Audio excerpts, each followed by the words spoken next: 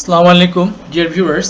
আপনি বাংলা লেখার ক্ষেত্রে ভাবছেন যে কোন সফটওয়্যারটি ব্যবহার করবেন, বিজয় ক্লাসিক না অভ্র। ভিউয়ার্স, আমি দুটো সফটওয়্যার এখানে যে আমার স্ক্রিনে আপনারা দেখতে পাচ্ছেন। তো কোন কাজের জন্য ভিউয়ার্স, কখন কারা কোন সফটওয়্যারটি ব্যবহার করবেন এই বিষয়ে ভিউয়ার্স আমি আলোচনা করব।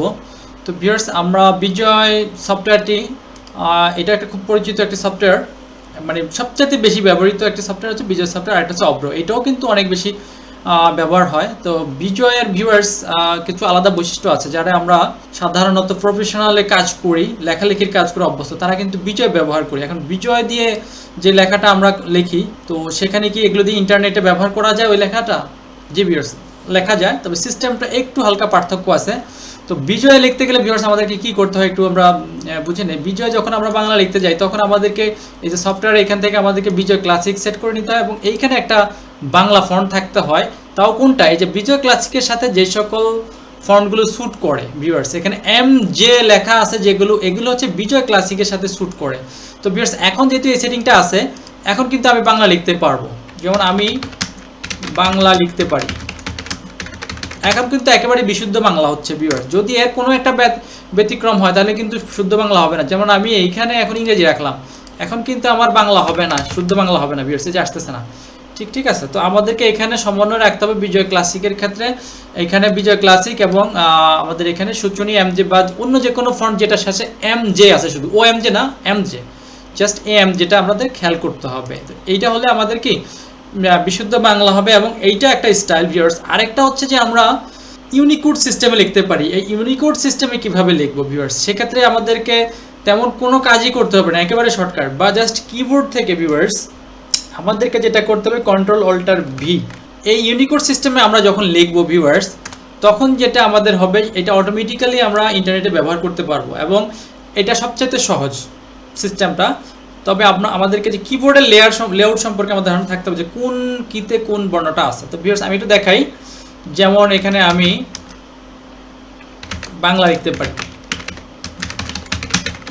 তো ইউনিকোড সিস্টেম ভিউয়ার্স অনেক ফন্ট আছে, তার মধ্যে যেগুলো এম জে সেগুলো দিয়ে ইউনিকোড লেখা যাবে না, ও এম যেগুলো দিয়ে লেখা যাবে। এবং এখানে ভিউয়ার্স আপনারা দেখতে পাচ্ছেন যে নির্মলা ইউআই, এটা একটা, তারপরে বৃন্দা, এরকম অনেক ফন্ট আছে, সোনার বাংলা, এরকম অনেক ফন্ট আছে যেগুলো ইউনিকোড সাপোর্ট করে ভিউয়ার্স। এবং এগুলো সাপোর্ট করে হচ্ছে ভিউয়ার্স আমাদের এই যে অভ্রতেও কিন্তু এই ফন্টগুলো সাপোর্ট করে। এগুলো দিয়ে যখন আমরা কোনো লেখা লিখবো, সেগুলোকে ইন্টারনেটে আমরা সরাসরি ব্যবহার করতে পারবো। আর ইউনিকোড থেকে ইংরেজিতে যখন যাবো, আমরা ইউনিকোড বাংলা লিখলাম, ইংরেজিতে জাস্ট কিবোর্ড থেকে কন্ট্রোল অল্টার ভি প্রেস করলে আবার ইংরেজিতে হবে। যেমন দিস ইজ মাই কান্ট্রি। ওকে, একেবারে সিম্পল ইউনিকোড।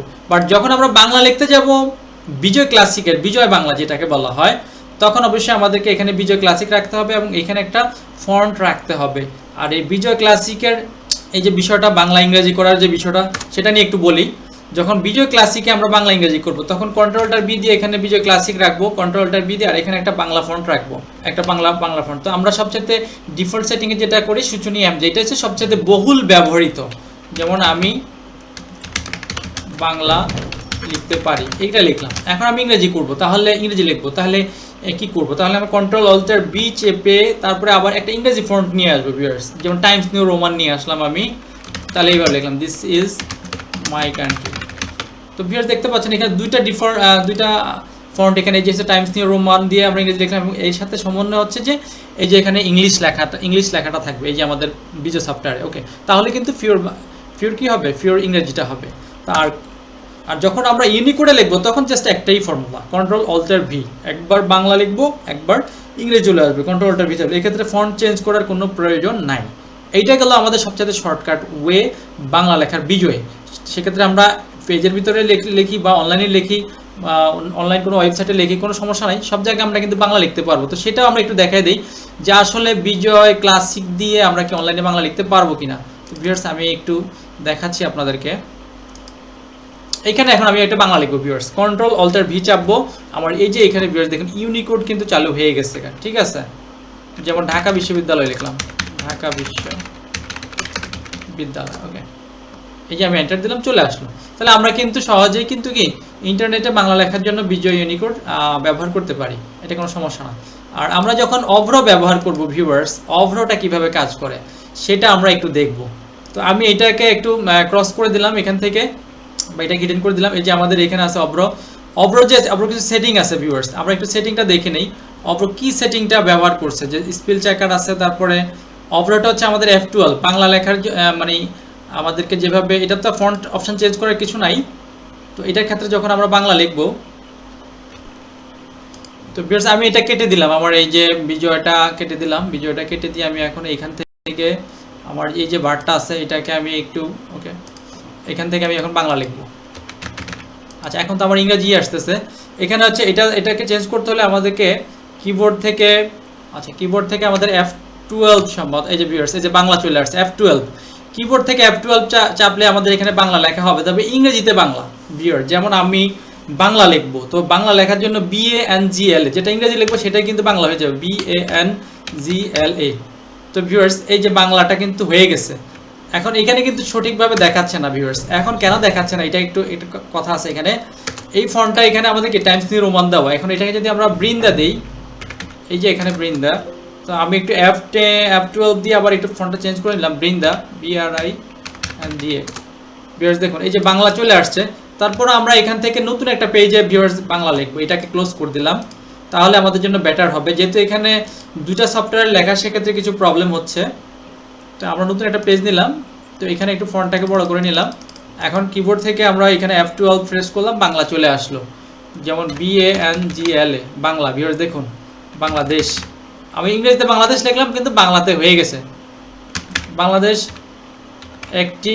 এই যে আমাদের এখানে ভিউয়ার্স দেখুন আমি যে একটি বানান লিখলাম EKTY, এখানে দুটো অপশন দেখাচ্ছে, তো আমাদেরকে যেহেতু নিচেরটা দরকার, তো সেক্ষেত্রে অবশ্যই আমাদের নিচেরটা এইভাবে ক্লিক দিলে কি হয়ে যাবে, বাংলাদেশ একটি ছোট্ট দেশ। যেমন ছোট্ট লিখলে আমাদের এখানে কি আসে ভিউয়ার্স দেখেন, ছোট্ট, অনেকগুলো অপশন দেখাচ্ছে।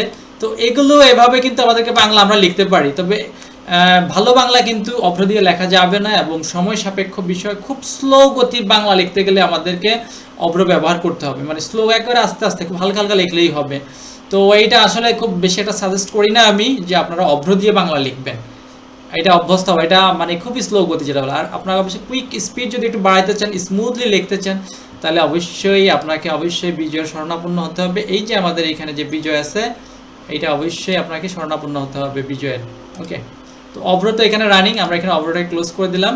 তো ভিউয়ার্স অভ্র নিয়ে এবং আমাদের বিজয় ক্লাসিক নিয়ে আমরা পরবর্তী আরেকটা ভিডিওতে আরও বিস্তারিত আলোচনা করব। তো ভিউয়ার্স আশা করি আপনারা একটা ধারণা পাইছেন যে আসলে আপনারা কোন সফটওয়্যারটা ব্যবহার করবেন। সেক্ষেত্রে অবশ্যই আমি সাজেস্ট করি যে বিজয় ক্লাসিকটা ব্যবহার করবেন। বাংলা আপনারা দেখা যাচ্ছে অনলাইনে লিখুন, আর কোনো ফাইলের মধ্যে লিখুন, কোনো সমস্যা নাই, দুটোর জন্যই আপনারা বিজয় ক্লাসিকটা ব্যবহার করতে পারেন। তো ভিউয়ার্স ভিডিওটি ভালো লাগলে অবশ্যই চ্যানেলটি সাবস্ক্রাইব এবং শেয়ার করবেন।